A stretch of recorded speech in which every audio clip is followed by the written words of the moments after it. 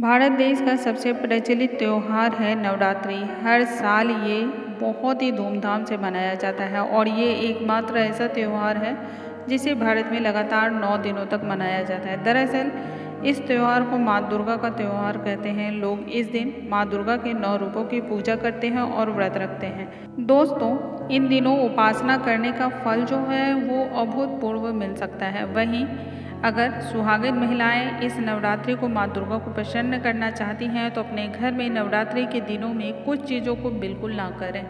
यदि आप इन चीज़ों को करती हैं तो घर में बहुत बड़े संकट का आपको सामना करना पड़ सकता है। आर्थिक स्थिति से लेकर के कोई भी बड़ा नुकसान आपको उठाना जीवन में पड़ सकता है।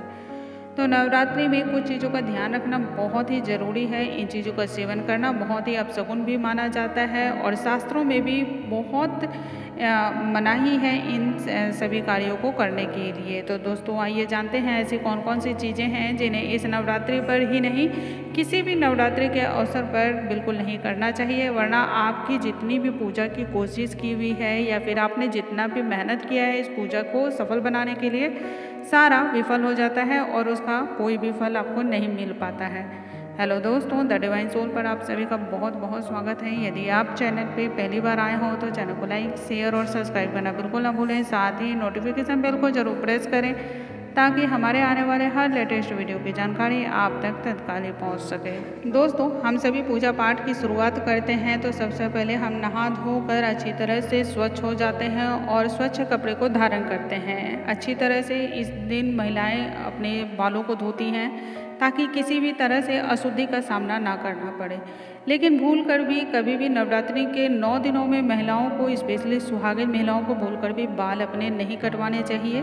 यदि आपको बाल अपने कटिंग भी कराने हैं तो नवरात्रि के आप 1 दिन पहले, 2 दिन पहले ऐसे आप जाकर अपने बाल को कटिंग करा सकते हैं। लेकिन उन 9 दिनों में आपको बिल्कुल भी ये काम नहीं करना है। दूसरा काम है कि इन 9 दिनों में अपने नाखून को नहीं काटने चाहिए। यदि आप नवरात्रि के व्रत का भरपूर पालन कर रहे हो तो आपको इस बात का ध्यान रखना चाहिए, नहीं तो आप अशुद्ध हो जाते हैं और आपकी पूजा स्वीकार्य नहीं होती है।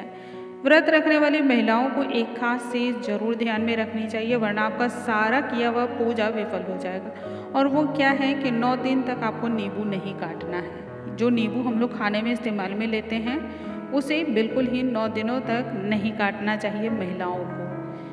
अगर आप नवरात्रि में कलश की स्थापना कर रहे हों और अखंड ज्योति आप जला रहे हों तो इस दौरान आपको एक खास बात का ज़रूर ख्याल रखना चाहिए, ध्यान रखना चाहिए। इस दौरान आप घर को खाली बिल्कुल ना छोड़ें। यानी कि बहुत सारे लोग होते हैं जो अखंड ज्योत जला लेते हैं, लेकिन किसी कारणवश उन्हें घर के बाहर यदि जाना पड़े तो घर में ताला लगा लेते हैं या फिर कुंडी लगाकर वो बाहर चले जाते हैं। आने के बाद फिर वापस से उनकी जो भी नित्य क्रियाएं हैं उन्हें वापस से वो स्टार्ट कर लेते हैं। तो ये कार्य आपको बिल्कुल ही नहीं करना है। यदि आप अखंड ज्योत जला रहे हैं तो किसी न किसी को घर में हमेशा रहना चाहिए, मौजूद होना चाहिए और घर में कभी भी ताला या कुंडी लगाने की ज़रूरत पड़े ऐसा बिल्कुल ना करें। दोस्तों, विष्णु पुराण में भी इस बात का जिक्र है कि नवरात्रि व्रत के समय जो है शारीरिक संबंध नहीं बनाना चाहिए। ऐसा करने से व्रत का फल तो नहीं ही मिलता है बल्कि और दोष भी लगता है। तो इस दौरान आप बिल्कुल ध्यान रखें कि आपको इस तरह का कोई भी कार्य बिल्कुल नहीं करना है। इस दौरान खाने में प्याज, लहसुन और नॉनवेज से बिल्कुल परहेज रखें। ना आप इन्हें ध्यान करें और ना ही खाने के बारे में कुछ भी इसके बारे में आप सोचें। 9 दिनों का व्रत रखने वाले को काले कपड़े बिल्कुल नहीं पहनने चाहिए और ना ही जो है काले रंग की बिंदियाँ वगैरह लगानी चाहिए, इस्तेमाल में लेनी चाहिए।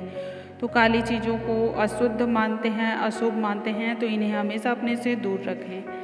व्रत रखने वाली औरतें जो भी होती हैं, महिलाएं जो भी होती हैं, तो 9 दिन वो बाल से वो धो करके या फिर शैम्पू लगाकर जैसे हम लोग स्नान करते हैं तो वो नहीं करना चाहिए, उसे भी अच्छा नहीं माना जाता है।